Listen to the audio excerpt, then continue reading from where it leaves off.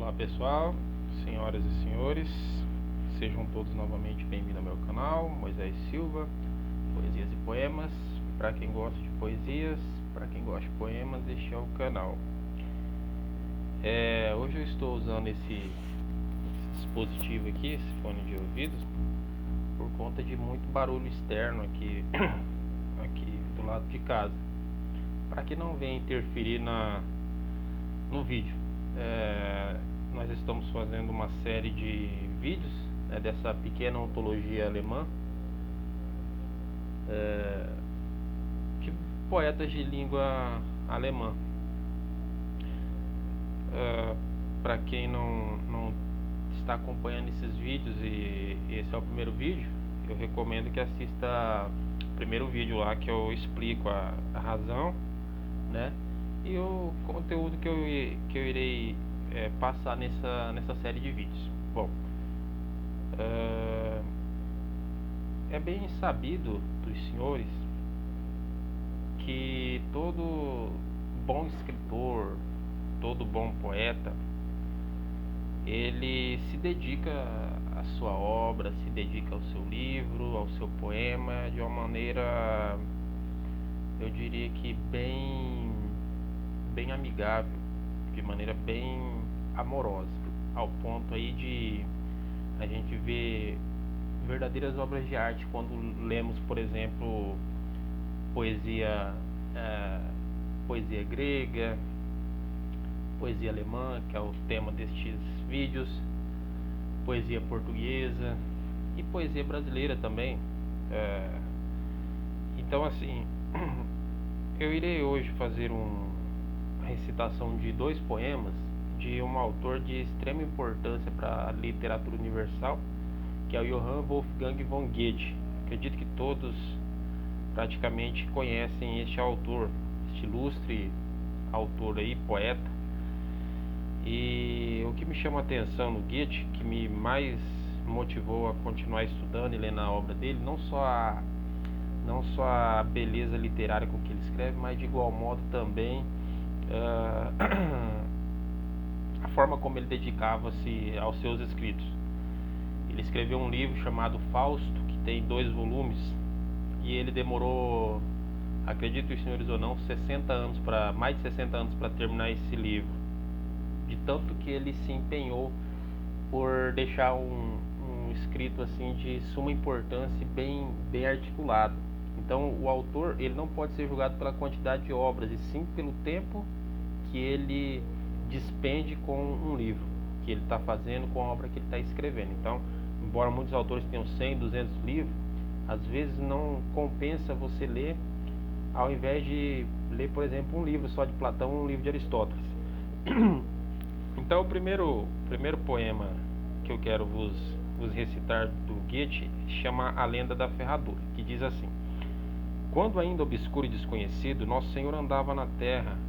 Muitos discípulos o seguiam, que raras vezes o compreendiam.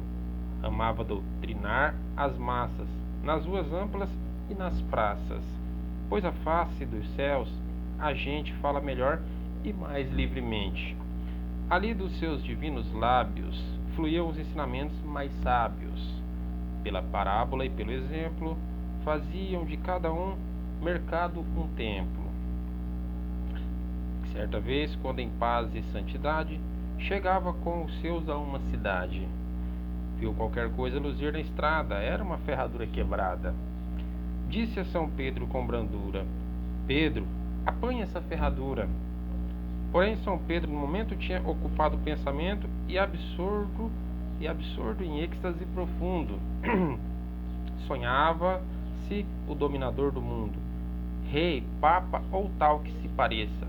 Aquilo enchia-lhe a cabeça, e havia de dobrar a espinha por uma coisa tão mesquinha, se fosse um cetro, uma coroa, mas uma ferradura à toa. E foi seguindo distraído, como se não tivesse ouvido. Curvou-se o Cristo com doçura celeste, angélica e humilde, e ergueu do chão a ferradura. E quando entraram na cidade, vendeu-a em casa de um ferreiro. Comprou cerejas e com dinheiro, guardando-as à sua maneira, na manga, em falta de algibeira. Dali saíram por outra porta. Fora a campanha estava morta. Nem flor, nem sombra ao longe, ao perto, era o silêncio, era o deserto. Era a desolação árdia. Torrava o sol do meio-dia, que não valia em tal secura. Um simples gole de água pura. Nosso Senhor caminha à frente. Deixa cair discretamente, furtivamente uma cereja, que Pedro apanha, salvo seja, com cabriolas de maluco. A frutinha era mesmo suco, outra cereja no caminho.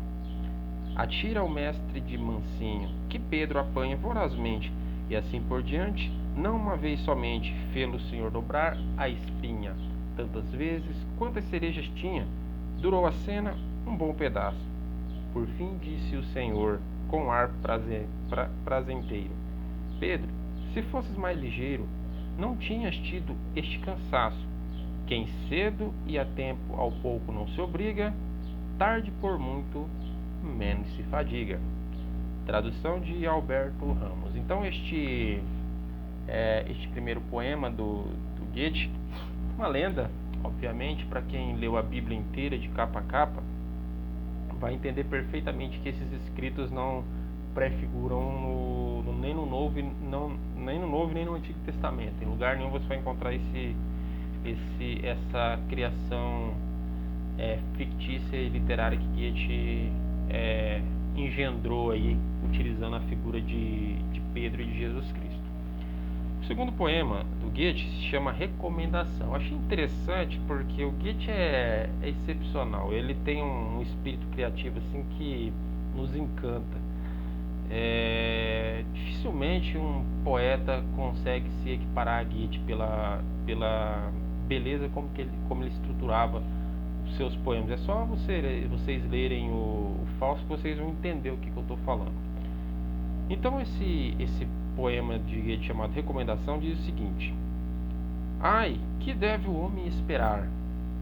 É melhor ficar inerte? É melhor viver sem leme?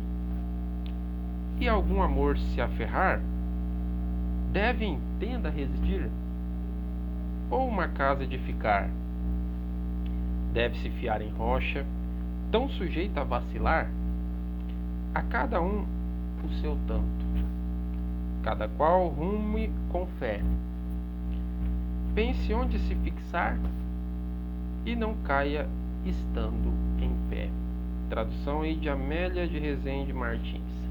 Então esses dois poemas do Goethe, muito belos, bem estruturado, muito bem escrito e bem criativo aí, próprio do Goethe. No próximo vídeo eu estarei trazendo mais alguns poemas do Goethe, que essa sessão já é na parte do Goethe, né? E trarei mais alguns outros poetas que ainda não li, de suma importância, como o próprio Nietzsche, que muito embora muitos não saibam, foi uma das pessoas que escreveu acho que o poema maior escrito em forma de texto, aí, em forma de versos corridos, foi Assim Falava Zaratustra. Então Nietzsche também é um poeta de língua alemã muito importante. Ok, pessoal? Então até o próximo vídeo, espero que tenham gostado.